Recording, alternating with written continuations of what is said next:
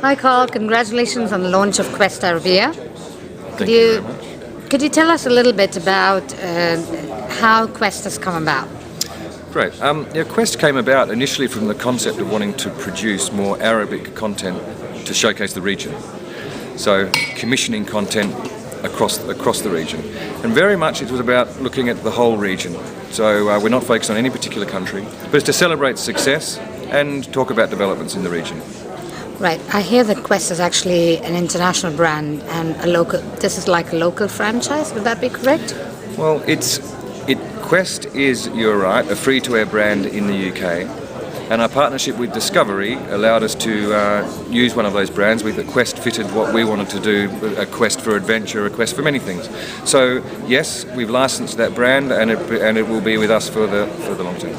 I'm curious to know how you're going to regionalize the footage, for instance. Would it just be a plain dubbing, or how would you mix footage? It's a really good question. I think one of the things that's really surprised us, but we knew that it was going to be successful, was doing a very thorough job of dubbing the international programs.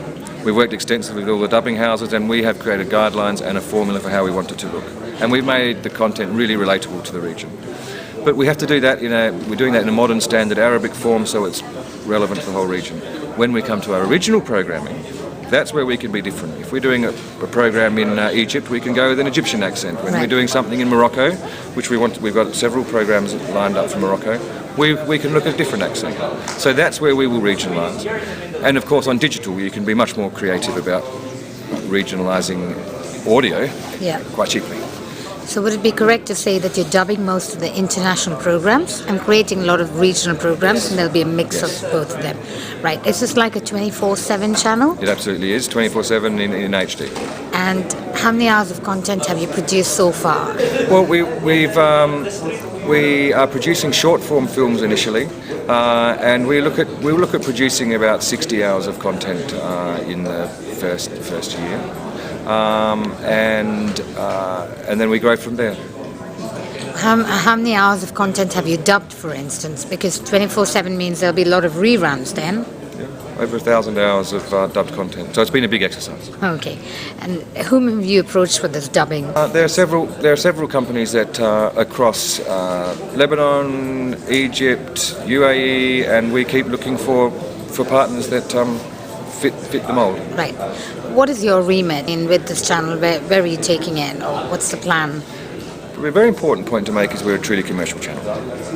A commercial channel, but we have the benefit of also having government stakeholder backing, and part of our objective is to also how do we develop the media sector in the region.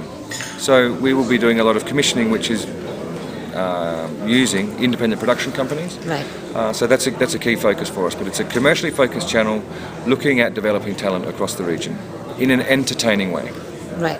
How many people do you have here at the moment in terms Currently? Okay, good question. We've got 26 people now, but our model is one of outsourcing, and as I mentioned before, we were outsourced to select the best partners to partner with.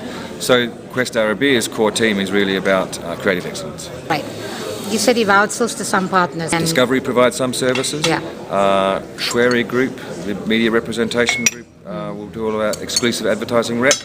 And also Ericsson are our technology partner. So Ericsson has its regional headquarters is in Abu Dhabi, so it will transmit from Abu Dhabi. What's your plan in the next 5 years? Or? Yeah, well, look, I think one of the great opportunities here is for the whole digital side of the business.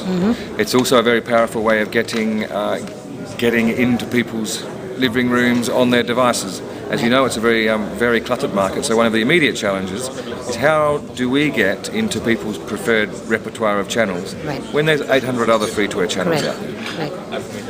Carl, anything else you'd like to share with us? No, I think that's all. Thank you very much. Thank you.